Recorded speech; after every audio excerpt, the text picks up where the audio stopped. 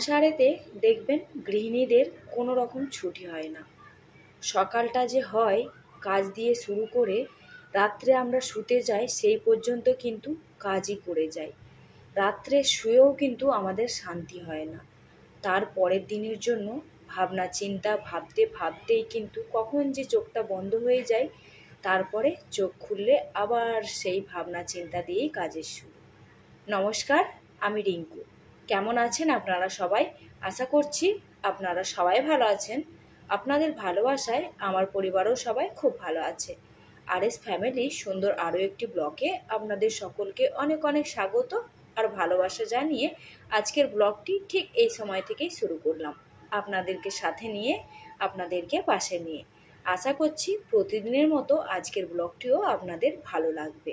চলুন তাহলে সাথে থাকুন, পাশে থাকুন, ব্লগটি দেখতে থাকুন। সকালবেলা জামা কাপড়গুলো তুলে নিলাম, তার কারণ কালকে সন্ধ্যের সময় জামা কাপড়গুলো মিলে দিয়েছিলাম, সেই জন্য সকালবেলা একটু রোদ লাগতেই তুলে নিলাম। তারপরে ফুল গাছগুলোয় জল দিয়ে বাইরেটা একটু ধুয়ে দিলাম। অবশ্য তার আগে সমস্ত রকম বাসি কাজকর্ম কমপ্লিট করে স্নানটা সেরে নিয়েছি। আর এখন সকালবেলা স্নানটা এই জন্য সেরে নিতে পারি, তার কারণ বাচ্চাদের স্কুলের ছুটি, স্কুলের ঝামেলাটা তো সেরকম নেই, সেই জন্য। সকাল থেকে যেহেতু এক নিঃশ্বাসে 9টা বাজিয়ে দিলাম, সেই জন্য এবারে চাটা কিন্তু ডাকছিল, সেই জন্য গরম গরম একটু চা আর একটু প্যাটিস নিয়ে নিলাম।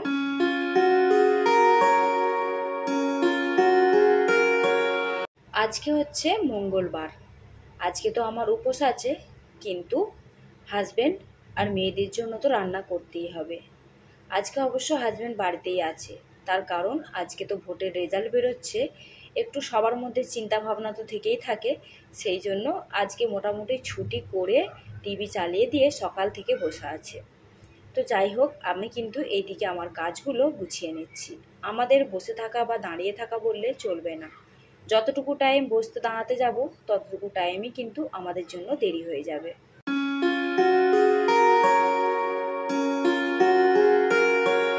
মোটামুটি যে সমস্ত কাজগুলো বাকি রয়ে গেছিল সেইগুলোকে একটু করে সেরে নিলাম। তারপরে যাব রান্না বান্নার দিকে। আজকে সবাই মিলে একটুখানি ছাতু গুলে খেয়ে নিয়েছি। আজকে যেহেতু আমার মঙ্গলবার উপোসও আছে, তারপরে ওই তো ওদেরকেও একটুখানি করে ছাতুগুলো দিয়ে দিলাম, সাথে আমিও খেয়ে নিয়েছিলাম। তারপরে ওই তো দেখলেন সিঁড়ির ধাপগুলো সুন্দর করে ঝাড়ু লাগালাম, অনেক দিন ঝাড়ু লাগানো হয়নি।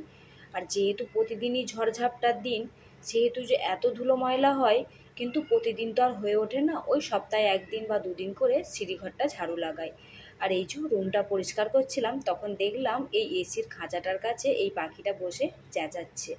হয়তো গরম লেগেছে, সেই জন্য ছায়াতে বসে আছে, আর হয়তো চেঁচিয়ে চেঁচিয়ে তার সঙ্গী দিকে ডাকছে। এরকমই কিছু হয়তো হতে পারে, আমি মনে যেটা মনে হলো সেটা বললাম। তারপরে এই তো মোটামুটি এবারে বেডটাকে একটুখানি পরিষ্কার করে নিচ্ছি। আর কতটা পরিমাণে যে ধুলো জমে যে তার ঠিক কথাই নেই। তো মোটামুটি হালকা হাত দিয়ে একটুখানি ডাস্টিং ক্লিনিং করে নিয়ে এবারে বিছানার চাদরটাকেও টান টান করে একটুখানি গুছিয়ে দেব।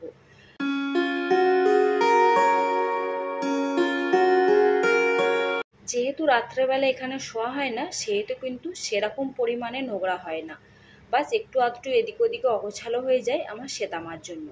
সেটাকেই মোটামুটি ভালো করে টান টান করে পরিষ্কার করে গুছিয়ে নিয়ে ঝেড়ে দিলাম। তারপরে আবারও জায়গার জিনিস জায়গায় রেখে দিলাম। তারপরেই চলে আসলাম এই বেড সাইডে ছোট আলমারিটার ওপরটায়। এই আলমারির ওপরটাতেও দেখলাম বেশ পরিমাণে ধুলো পড়েছে, সেই জন্য হালকা হাত দিয়ে সামনে সামনে দিয়ে একটুখানি ডাস্টিং করে নিলাম। তারপরে বন্ধুরা একটুও দেরি না করে সোজা চলে এসেছি কিচেনে, তার কারণ এখন ঘড়িতে সময় হচ্ছে 11:30 মতো। তো বেশ অনেকটা টাইম এগিয়ে গেছে আর রান্না বান্না কিছুই হয়নি, সেই জন্য ঝটপট করে আগে আনাজগুলো কেটে নিচ্ছি। আজকে বানাবো একটু ভেন্ডি আলু পোস্ত, আর একটুখানি এই যে পটল, 3টেই পটল ছিল, সেগুলো দেখলাম শুকিয়ে গেছে, সেগুলোকে নুন হলুদ ছড়িয়ে একটু ভেজে নেব। আর সেদিনে যে মাছ নিয়েছিলাম সেই মাছটা একটুখানি আলু দিয়ে ওই ঝালের মতো করে দেবো শুকনো শুকনো, যেহেতু ওরা 3জনেই খাবে, আমি তো খাবো না। মোটামুটি এইটা হলেই ওদের 2 বেলার সবজি কিন্তু হয়ে যাবে। আর এবারে ঝটপট করে ভেন্ডিটা কেটে নিচ্ছি। ভেন্ডি খেতে কিন্তু বেশ ভালো লাগে, তাই না বলুন? ভেন্ডির যে কোনো সবজি কিন্তু আমাদের বাড়ির সবাই পছন্দ করে, বিশেষ করে ভেন্ডি ভাজা দিয়ে রুটিটা।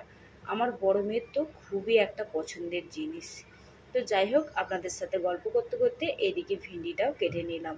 আর জানেন তো, আজকে ফ্রিজটা একদম খালি হয়ে গেছে, ফ্রিজে আর কিছুই নেই সেরকম। ওই 3টে পটল পড়েছিল, ভাবলাম ওগুলো আর কেন রেখে দেবো, ওগুলোকেও একটু ভেজে নেব। আর শুধুমাত্র একটুখানি মাছ রয়েছে, তার কারণ অনেকটা মাছ নিয়েছিলাম সেদিনে তো দেখিয়েছিলেন। তো ওই মাছের অর্ধেকটা নিয়ে আজকে ওদেরকে বানিয়ে দেব। আর এই যে বড় মাছটা, এইটা শ্বেতা মাকে দেবো। ওই জন্য আগে থেকে তুলে রেখে নিলাম, ওই অল্প একটু ভাজা হতে। তার কারণ বেশি করকরে ভাজা হয়ে গেলে ও আবার খেতে পারবে না, সেই জন্য। আর দেখবেন করকরে ভাজা হয়ে গেলে কাঁটাগুলোও কিন্তু ঠিকভাবে ছাড়ানো যায় না। তো যাই হোক, আপনাদের সাথে গল্প করতে করতে মাছ কটা ভাজা হয়ে গেল। আর তেলের ওপরে জিরে আর কালো জিরে ফোড়ন দিয়ে এই তো পেঁয়াজটা দিয়ে একটু নাড়াচাড়া করলাম। তারপরে আলুগুলো দিয়েও একটু নাড়াচাড়া করে দেব। ওই একটু হালকা হালকা ভাজা ভাজা হয়ে গেলে তারপরে ওপর থেকে দিয়ে দেব ফালি করে রাখা টমেটো কুচি। ওই টমেটো কুচি দিয়ে ভালো করে একটু নাড়াচাড়া করব। আর টমেটোমের পরিমাণটা আমাকে এই জন্য বেশি রাখতে হয়, আমার হাজব্যান্ডের একটু টক টক সবজি ভালো লাগে। দই থাকলে দই দিতে বলে, কাঁচা আম থাকলে কাঁচা আম দিতে বলে। আজকে জানেন বলছিল একটু কাঁচা আম ছিল না, কাঁচা আম দিতে পারতে আরও টকটক হতো, ভালো হতো। তো যেহেতু বাচ্চারা খাবে সেই জন্য আর কাঁচা টমেটোমটা কাঁচা আমটা আর দিলাম না। তো যাই হোক, ওপর থেকে মাছগুলোকে দিয়ে মোটামুটি একটু ভালো করে ফুটটা ধরে গেলে তারপরে নামিয়ে দেব। আর আবারও কড়াটাকে ধুয়ে তেল দিয়ে দিয়েছি, তেলটা গরম হয়ে গেছে। এবারে একে একে পটলগুলোকে দিয়ে ঝটপট করে ভেজে নেব। আর ঘড়ির কাঁটা কিন্তু স্থির নেই, চট চট করে বেরিয়ে যাচ্ছে। কোথা দিয়ে যে আবার 12:30 বেজে গেল বুঝতেই পারলাম না। ওইদিকে আমার শ্বেতামার খিদে পেয়ে গেছে, বলছে মাম্মা আমাকে খিদে পেয়েছে, আমাকে খেতে দাও। তো যাই হোক, এইদিকে পটল ভাজাটা হয়ে গেলে ভিন্ডির সবজিটা বসিয়ে ওকে ভাত দিয়ে দেবো। ও তো আবার এইসব ভিন্ডির সবজি বা মাছ আলুর ঝাল এসব তো খাবেই না, ও মাছ ভাজা দিয়ে আর একটুখানি দুধ দিয়ে মাখিয়ে দিলেই ভাত খেয়ে নেবে। তো যাই হোক, ওইদিকে ওকে ভাতটা মাখিয়ে দিয়েছি, ও খেয়ে নিচ্ছে। সেই ফাঁকে কিন্তু আমি এইদিকে সবজিটা অর্ধেকটা সেরে নিয়েছি, ওই জন্যে আপনাদের সাথে শেয়ার করা হয়নি। আর যাই হোক, মোটামুটি একদম শেষের পথে আর একটুখানি সর্ষে পোস্ত বেটে নিয়েছিলাম, সেটাকে দিয়ে দিলাম। তারপরে একটুখানি হালকা করে নাড়া ভাজা করে নিয়ে এবারে নামিয়ে নেব। ব্যাস, এই হলো মোটামুটি আজকে আমার রান্নাটা কিন্তু দুপুরবেলার কমপ্লিট হয়ে গেল। ওদেরকে এই জিনিসটা দিয়ে দিলেই বাস, ওরা এইটা দিয়ে কিন্তু খুশি হয়ে ভাত খেয়ে নেবে। আর আমি আজকে কিন্তু ওই শসা কলা দিয়ে কাজ মিটিয়ে নেব। দুপুরবেলা আর ভালো লাগছে না এই এত কিছু করার পরে নিজের জন্য কিছু করতে। যা করব রাত্রেই করব।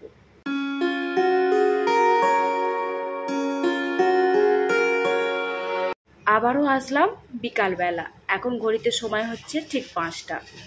দুপুরবেলা খাওয়া দাওয়ার পরে একটু ঘুমিয়ে পড়েছিলাম। অবশ্য ওরা খেয়েছিল, আমি একটা কলা খেয়ে শুয়ে পড়েছিলাম।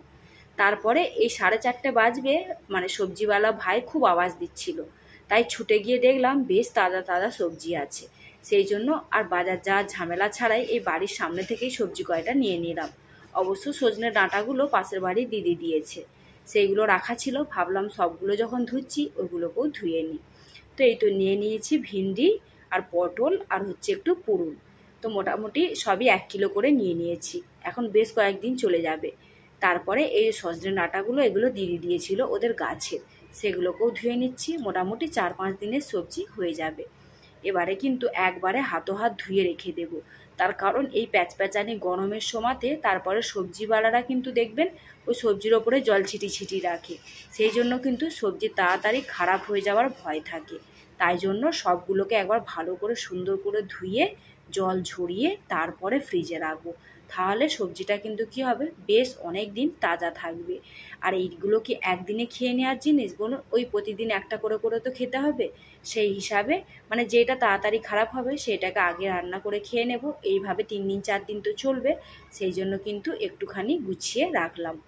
তারপরে সোজা চলে আসলাম একটুখানি জামা কাপড়গুলো গুছিয়ে নেব। ওই যে সকালে জামা কাপড়গুলো তুলেছিলাম সেগুলো কিন্তু দিনের বেলা গোছাবার টাইম হয়নি, তাই এখন এই বিকালবেলা ওরা কিন্তু এখনও ঘুমোচ্ছে। আমি ভাবলাম ঘুমোচ্ছে ঘুমোক, ততক্ষণে আমি জামা কাপড়গুলো ভাঁজ করে নিই। আর বেশ অনেকটা জামা কাপড়, যেহেতু মেশিন লাগিয়েছিলাম, মেশিন লাগালে দেখবেন বেশ অনেকটা পরিমাণে জামা কাপড় না হলে তখন আবার ভালো লাগে না। সেই জন্য এই তো অনেকটা পরিমাণে জামা কাপড় একটা একটা করে ভাঁজ করতে প্রায় অনেকটাক্ষণ সময় লেগে যাবে, ততক্ষণ ওরা ঘুম থেকে উঠে যাবে। আর এই তো আপনাদের সাথে কথা বলতে বলতে বেশ সব কটা জামা প্যান্ট কিন্তু গুছিয়ে নিলাম, এবারে আলমারিতে রেখে দেব।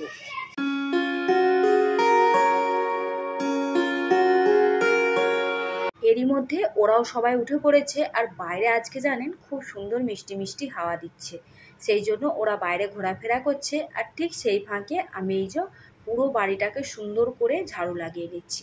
সকালে একবার আর বিকালে একবার ঝাড়ুটা কিন্তু প্রতিদিন লাগাতেই হয়। তারপরে আবারও আসলাম বেশ অনেকটাক্ষণ পর। এখন কিন্তু ঘড়িতে সময় হচ্ছে 8টা। এই মোটামুটি ময়দাটাকে মাখিয়ে রেখে দিয়েছিলাম। এখন এই যে একটু ভালো করে থেসে নিলাম, আর এই যে আলুটাও কিন্তু সিদ্ধ করতে দিয়ে দিয়েছিলাম কুকারে। তো আলুটাও সিদ্ধ হয়ে যেতে আজকে বানাবো একটু আলুর পুর ভরে কচুরি। আলুটাকে সুন্দর করে মেখে নিলাম, আর আলুতে কি কি দিয়েছিলাম জানেন সেটা আপনাদের সাথে শেয়ার করা হলো না।